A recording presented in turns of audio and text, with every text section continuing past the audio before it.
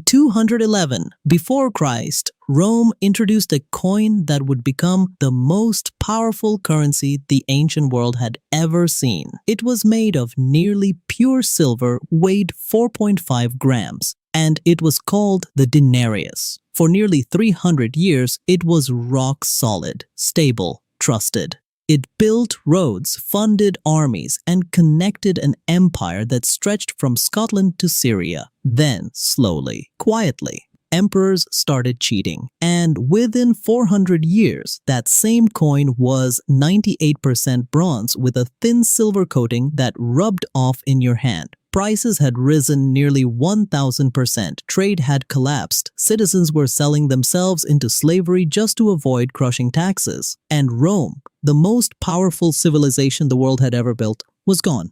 Here's the terrifying part. The exact same playbook is being run today, and most people have no idea it's happening. Let's start at the beginning. When Rome was strong, its money was honest. Under Emperor Augustus, the denarius held over 95% pure silver. One coin was worth a day's wages for a skilled laborer. The monetary system was disciplined and consistent, and that stability gave Rome something priceless: trust. Merchants across Europe, North Africa, and the Middle East accepted Roman coins without question. That trust fueled trade, which funded the empire, which expanded Roman power even further. But empires are expensive, wars are expensive, soldiers expect to be paid. And when you're an emperor who needs to keep your army loyal, keep the public fed, and rebuild a city that just burned down, you start looking for shortcuts. Emperor Nero found his shortcut in 64 AD. After the Great Fire of Rome destroyed 2/3 of the city, he needed money fast. So instead of raising taxes directly, he did something sneakier. He quietly reduced the silver content of the denarius from 95% down to about 90%. A small change most people didn't even notice, and that right there was the crack in the dam.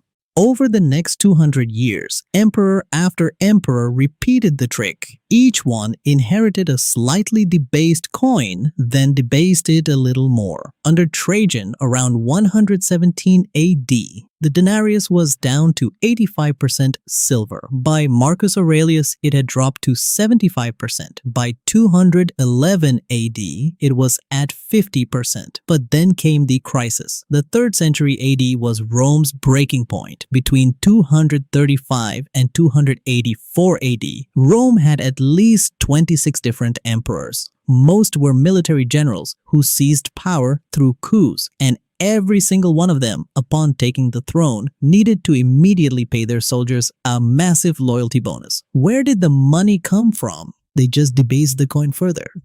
By the year 268 AD, the denarius contained just 0.5% silver, half of 1%. The coin that had once been a trusted store of wealth was now essentially a bronze token with a silver-painted surface that wore off in days. And here's what happened next. Prices across the empire rose by nearly 1,000% in a matter of decades. Soldiers demanded more coins for the same work. Merchants refused to sell at old prices. Trade networks that had existed for centuries started to collapse, and the government, desperate to maintain control, tried price controls. In 301 AD, Emperor Diocletian issued his famous edict on maximum prices, a sweeping decree that set fixed maximum prices on hundreds of goods and services, from wheat to wine to haircuts. He even made it a capital offense to charge above the legal limit. It didn't work. Merchants hoarded their goods. Black markets exploded. The edict collapsed under the weight of reality.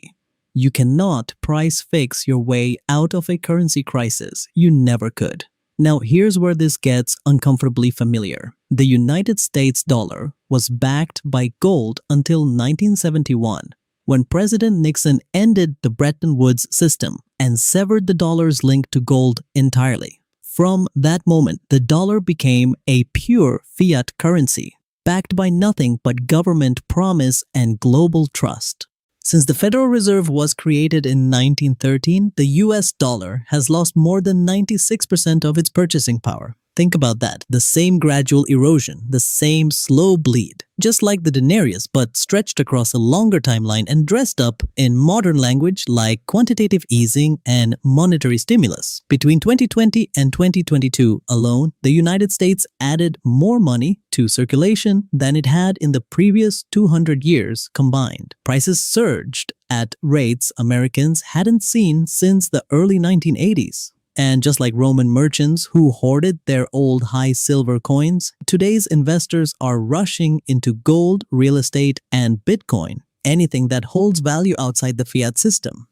The parallels don't stop at inflation. Rome's government grew bloated and expensive. The military budget ballooned. Politicians bought public loyalty with bread and circuses, free grain distributions, and entertainment. Today, the U.S. national debt has crossed $35 trillion. The government spends roughly $1.8 trillion more per year than it collects in taxes. And the solution, just like in Rome, is always the same. Don't cut spending, just create more currency. There's one more parallel that should genuinely concern you. When Rome's currency became unreliable, something remarkable happened. Citizens stopped using it voluntarily. They reverted to barter. Large landowners started producing everything locally. The Roman economy fragmented into isolated, self-sufficient pockets. The vast, interconnected trade network that had made Rome extraordinary just dissolved. Today, we're watching something eerily similar. Countries are quietly reducing their dependence on the US dollar. Central banks globally purchased a record 2,082 tons of gold in 2023 and 2024 combined. Nations are building alternative payment systems to bypass the dollar entirely. The global trust in a single reserve currency, just like the ancient trust in the silver denarius, is quietly eroding. Rome didn't fall in a day. It took centuries of slow decisions, each one seemingly manageable on its own, to hollow out the foundation. The Roman people living through it didn't call it the fall of an empire. They just called it Tuesday. The question worth asking is, what will future historians call what we're living through right now?